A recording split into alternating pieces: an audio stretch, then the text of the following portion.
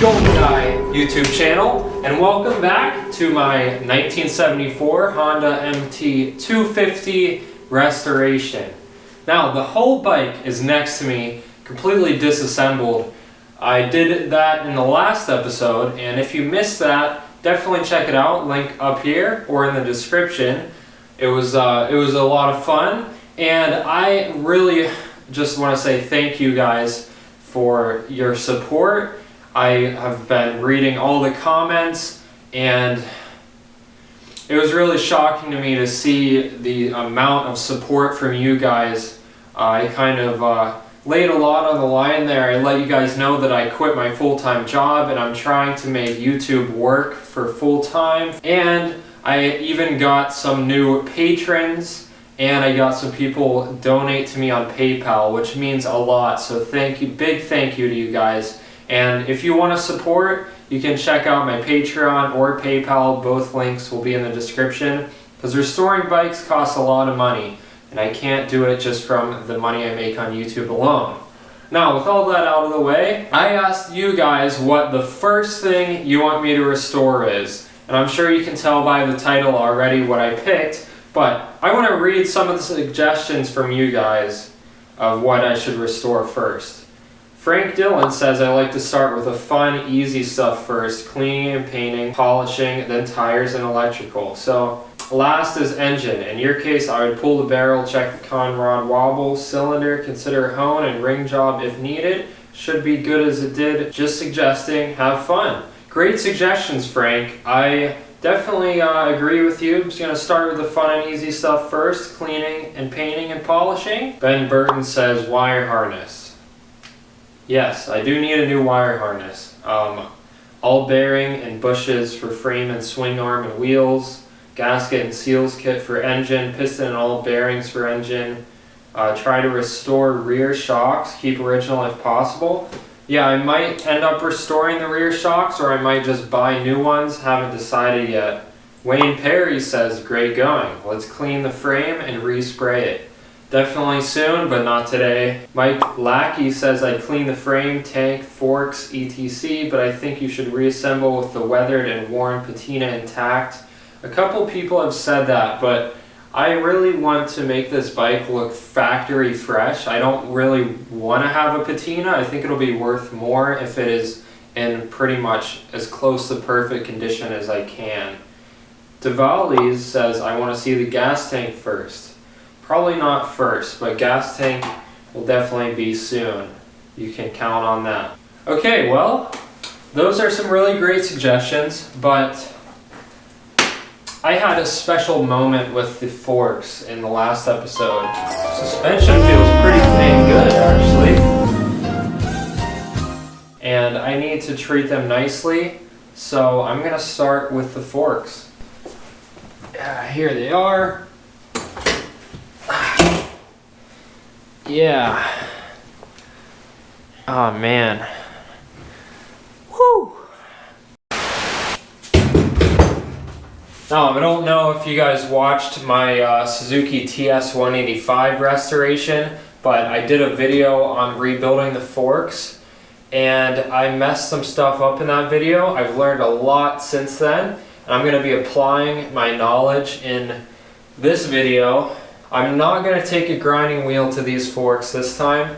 These ones are in a lot better condition anyways. The seals appear to not be leaking, and this might be kind of controversial, but I am not going to be replacing the seals in these forks because they're not leaking. I don't see any evidence of any leaks out of these. They feel really good, so I'm going to apply the old adage, if it ain't broke, don't fix it. This part up here has been spray painted. You can tell because a lot of the other parts on the bike, the front fender, the headlight, has had a black spray paint job, which is quite a crappy paint job, if I might add. So I'm going to be removing all the paint. Then I'm going to have to polish up the bottom of the forks. And then with the triple tree, so this top one, pretty good shape, but a lot of the parts that you will see, they're scratched. So I'm gonna have to repaint this. And then this bottom one is actually really rusty. It's quite bad. So let's go ahead and loosen up these bolts here and just pull the forks out of this triple tree. Then we'll start polishing, see what we can do.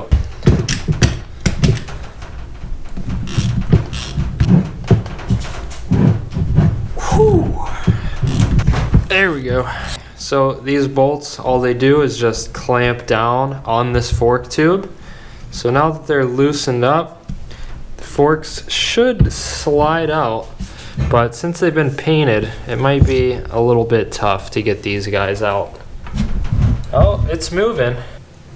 Sometimes you might have to jam something in between them, like a screwdriver, to open up that gap a little bit.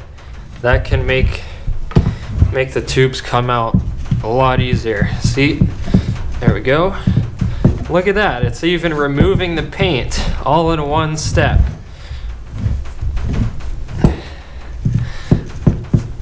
Almost out. Almost out.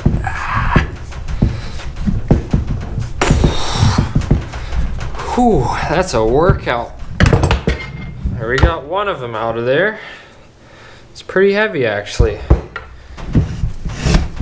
There, that one was way easier.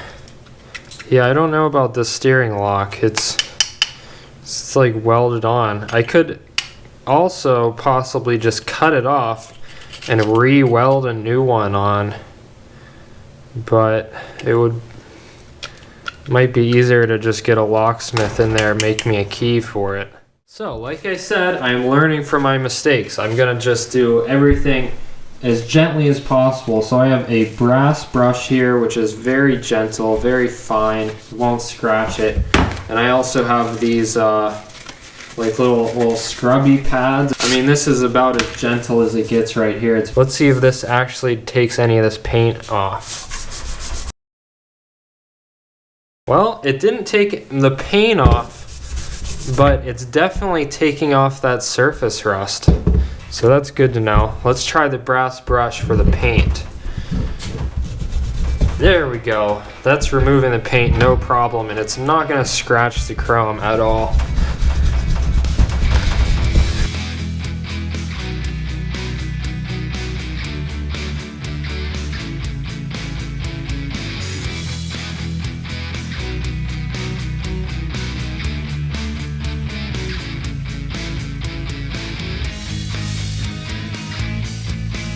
This is tiring. My arms are starting to hurt.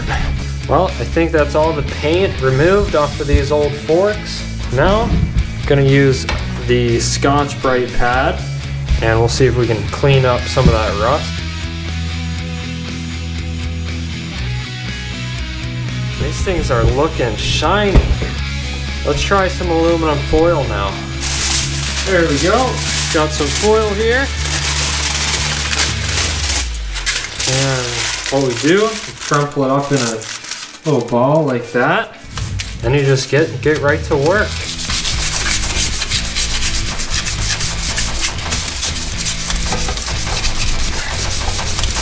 Seems like that works okay, but actually doesn't work any better than the Scotch-Brite pad. Now, I have one more thing to try. This is some Turtle Wax Chrome Polish and Remover. Superior cleaning power removes surface rust and grime to a like-new condition. Well, let's see. Let's get... But I guess it's supposed to sit on there for a while. So let's just apply it. Make sure I get that top nut too, because that's also chrome.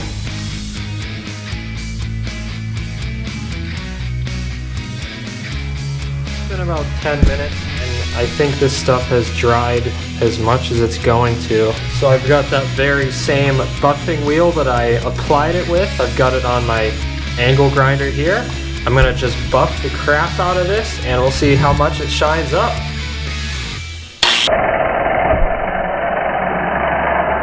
Holy that didn't stay on, Wow. I almost forgot, I actually have a palm polisher which is made to do this. There we go, that's much better.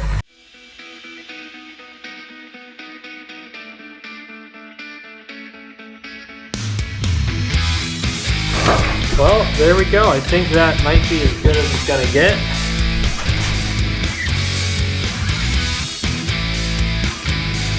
Ooh, you can see my hand. Now, we've got to polish up the bottom part, which is aluminum.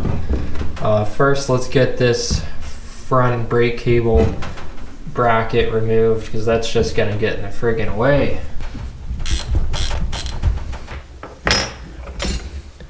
This bracket appears to be chrome.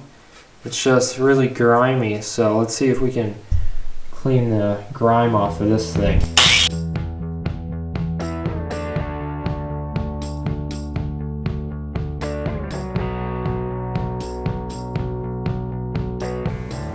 Yeah, so once I got that rust off, it kind of revealed that the chrome is completely just gone.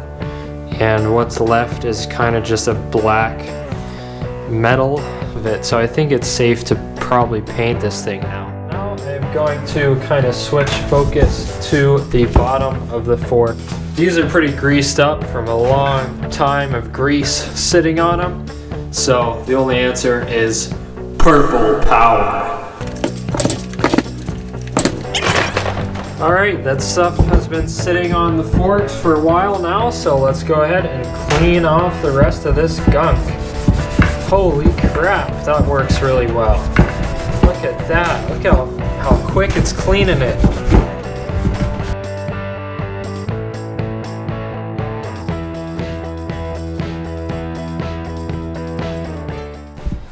Alrighty, now that I've got all that grease and grime off of these forks, let's polish them up. So I'm going to be using this Mother's Mag and aluminum polish.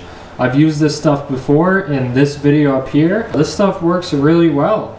I don't have too much left. It looks like it's separated. It's been sitting for a long time, but I think it'll be enough to get these forks shined up. I'm going to use my polishing wheel, and we'll see how this goes.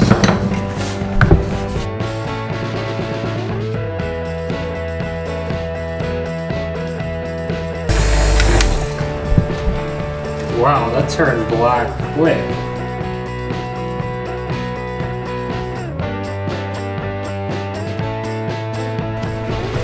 It's working, but it is taking a long time. I might have to start with something a little bit more aggressive actually to get this black stuff off of the aluminum. Oxidation, I guess.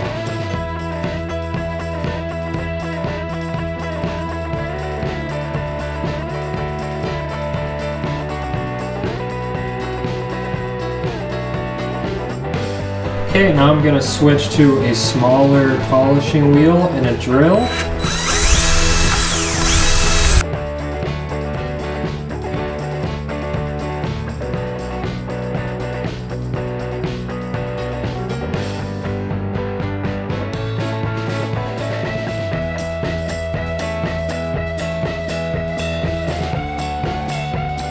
Alright, I think I might be done. Let's take a microfiber cloth to it and see how it shines up.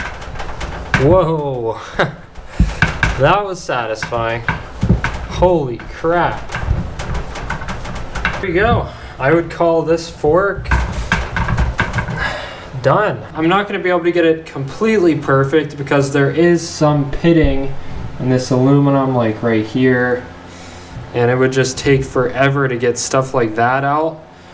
And to be honest, I think that this looks plenty good for this restoration. So I'm gonna call this fork done. And now that just leaves the other fork. This one's a tiny bit different, but I've got a lot of polishing to do. So here we go. Wow, that was fast, huh? I got it all polished up, looking great. Let's move on. Since I'm repainting the triple tree, I'm going to use some paint stripper to get the old paint off. That'll make it easier to get these things cleaned up and ready for a fresh coat of paint.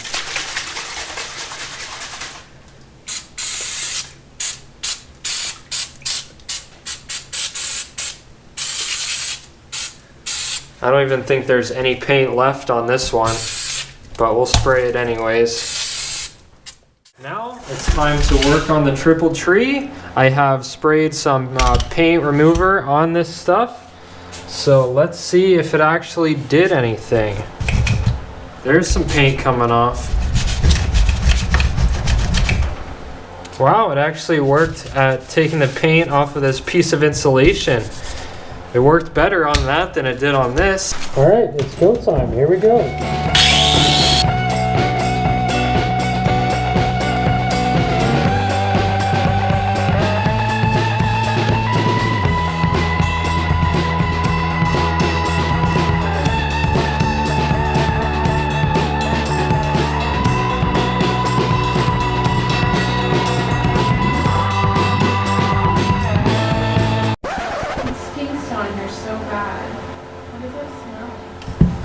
Dave, this is the workshop. What do you expect?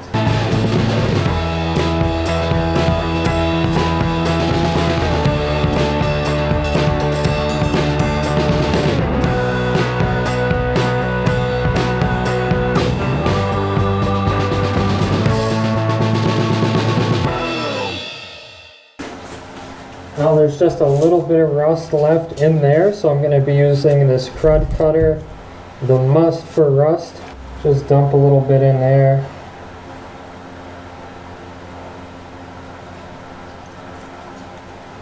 And I'm gonna just let that sit for a little bit. It's been about an hour or two, and that rust remover stuff completely removed all that rust. Worked really good. It used to be rusty in there, and now it's just kind of like a blackened surface that is really good for getting ready for paint. Now I'm going to take some paint thinner to clean all these parts, and then they will be ready for paint. There you go, this one's all clean and ready to go.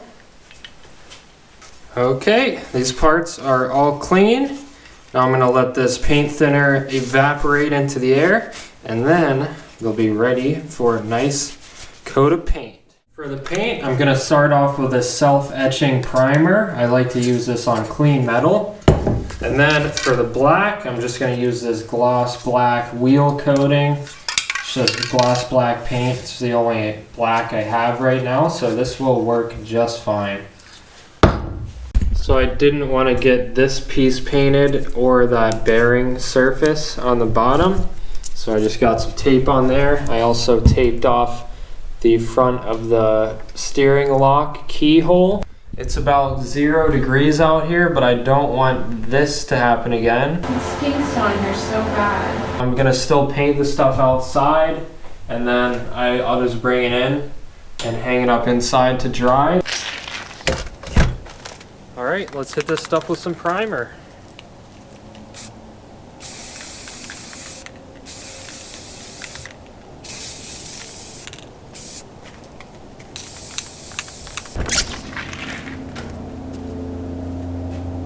So I've got my heater inside, got these parts hung up. I'm gonna let this primer set up and dry for about 10-15 minutes, and then we'll hit it with the color. I'm gonna start out with the silver. And now the black.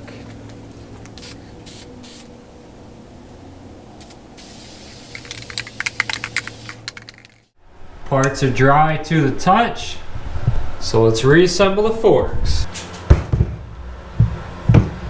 This looks perfect. Not bad for a paint job at 11 o'clock at night in 0 degree weather. So let's get the bottom piece in first. Then we got to get the top piece in to know where everything lines up.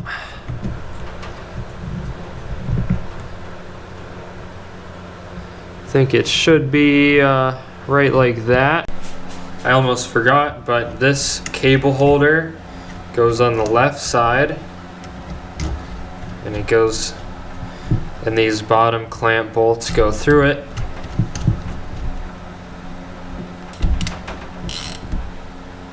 Then of course we have this bottom cable guide. And then this other cable loop goes on this fork. And then we're just left with this hook here. And to be honest, I don't remember where this goes. So I'm just gonna put it right there for now. And if I figure out where it actually does belong, I'll move it. But this way I won't lose it. Well guys, that's gonna be it for this video. I have pretty much restored these forks to original condition. I am definitely going to be changing the fork oil, but not until I get the bike reassembled, because it's a lot easier to do that with the bike assembled. I might end up changing the fork seals later on, I don't know, I'll think about it, but I mean they're not leaking, so I'm not too worried about it. These look 100 times better than they did before. I really hope you guys enjoyed watching the video. If you want to stay in the loop with this project, then hit that subscribe button and the notification bell so you get notified when I make any new videos. Comment down below what you want to see me do next on the bike, and I might even show your comment in the next video. That's all I have for today, guys, so thanks for watching, and I'll see you next time. Peace.